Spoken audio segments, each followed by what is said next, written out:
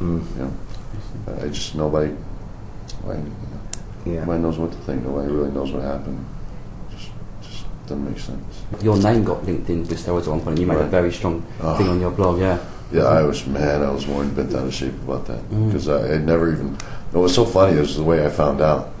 I'd gone on because I heard about the guys getting suspended, and the company wasn't telling anybody who it was. So I figured, you can find out anything on the internet. So I Googled 10 wrestlers suspended and came up on a couple sites and something about there was another list that was supposed to be released of other wrestlers who were found on that list, and one of them was mine. And it took me all of about 10 seconds to call my lawyer. I was really bent out of shape because I'd never heard of that company and never done anything like that before in my life. So I was, and I called the company, left some voicemails, but I was pretty much told there's really nothing I can do about it. We can release a statement.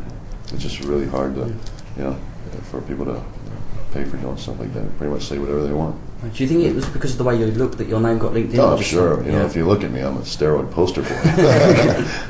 But I was waiting for it to happen. I just didn't think it would happen like that. No, it's not nice to read about yourself. No, especially when it's something you haven't done. But I mean, I've been accused a lot, or had a lot of. There was even somebody had put out some false quotes from my book. And they were so blatantly. It's just false. Just saying really horrible things about my wife. But I guess we get away with murder. How do you deal with that? Because you have a little bash at the internet in the book, and you say you go on. You can find everything out on the internet. Right. Certain points you go on there, you can Google yourself, and sometimes it can make you really paranoid because anybody can write anything wherever they want. I mean, how do you react to that? If you stick in Batista match, the reason I stopped, participating in my website and stuff like that is because a lot of times, for myself, I take it kind of personally, but. That's one of those. I don't know. It's just one of those things you have to deal with. And finally, for me, who do you want to see in the Hall of Fame this year? I don't want to see Rick step away from the ring yet. Yeah, I think he's just got so much to offer. Well, there's so much potential in that storyline as well. The fact that he's, as soon as he loses, he gets fired or whatever the deal is. There's so many ways to go on that. It doesn't matter who wins or loses at Mania, or whatever. He'll go a legend. I hope it'll have something to do with me. Completely. That would have been the perfect way to do it. You do it on SmackDown. You're sort of his buddy in a way, and you're protecting sometimes. So you do that until it gets to a couple of weeks before WrestleMania, and then you ask for the match, and then you can slowly turn. It would have been brilliant. Well, I had pitched those ideas. I wanted to. I was hoping that might be a way they would go as far as a possible opponent for WrestleMania.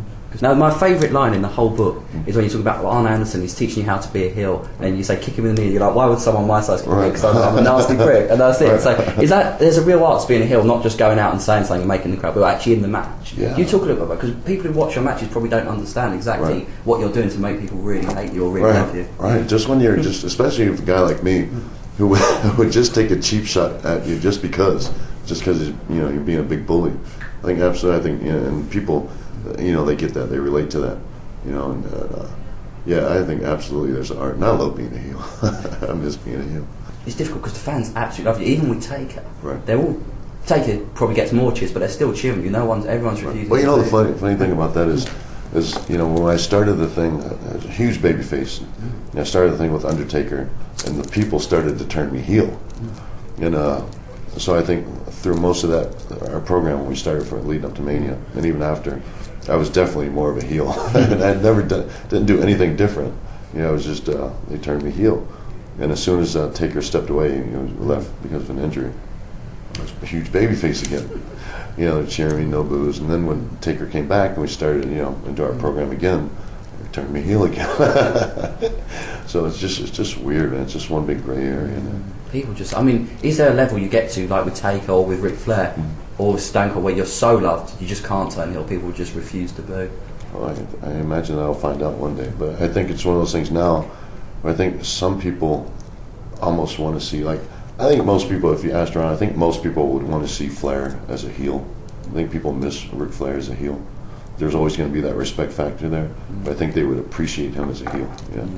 I think with Triple H too. I think he's a huge babyface. He's always is going to be. But I think a lot of people want to see that nasty, badass Triple H. That heelish Triple H. I do. Because I think he's such an awesome heel. Just a couple of questions on John Cena. Going back to that Royal Rumble, when one of you went out, you both went out, and then Vince came down and hurt. Was that planned, or was it just a mistake? What happened with that was, and I don't want to blame it on the busted eardrum that John Cena gave me when the first punch he threw, but it completely messed up my equilibrium. I was so off balance after that. Anyway, what was supposed to happen when I took Cena up for the bomb? I wasn't supposed to go backwards over the ropes. We did. He came up with so much momentum that we both flipped over the ropes backwards.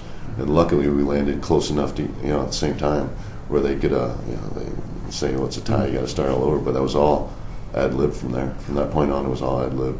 Including Vince not being hurt himself. I'll never forget looking down the aisle and seeing him coming out and just a shade of red. And I knew he was pissed off, and I just thought to myself, "Jesus Christ, this is a fucking nightmare." And I had already, my family, or my mom was in San Francisco, so I was late to the show, and I already knew that I was supposed to win the Rumble, and I was late to the show because I spent some time that morning with my family. And when I got there, Vince was already pissed at me. He actually fined me $1,000 for being late. So I was already in hot water with him. Then when I messed up the finish of the Rumble, and I saw him coming down, I was like, Jesus Christ, man. This is a really bad day. But the great thing about that is the next day, I went into work, and they said, Vince wants to see you. And I went in his office, and I'm like, fuck, he's going to fire me. And I walked in, and he started laughing. He just started laughing. And I go, "You're not pissed?" He goes, "No, I'm not pissed. It was great. It was real." And he was just excited that, I think Vince loves that pressure. He had 2 torn quads, but he was just so excited because, it really did. It added such a great, element to the finish of that match. But, nobody knew what was going on. It was so hectic. And it was real. And I think Vince was just so happy that it was such an entertaining finish that he didn't care about his 2 torn quads. That shows you how much he loves his business. I mean, you couldn't write that stuff because... No. Yeah. I mean, you dumping Cena out of the ring would have been a finish, but this was brilliant. It elevated Cena because it put him on exactly the same level as you. Right. It may get people saying, was it real, was it fake? First time I've heard that in years. I didn't even know it was botched. And when there was a big panic in the grill, nobody knew what to do, and they were just spitting out ideas. Finally, with Vince coming down. And the referees, SmackDown referees, Raw referees. It's great. Cheers, Dave. That's all from me. I know you've got to flog some more books this afternoon. Yeah. I am the New York Times bestseller, and just want to say thanks very much for giving us the time. Thanks. Really good. Cheers, mate. Thank you so much. Really good to see you. See you in Belfast, hopefully.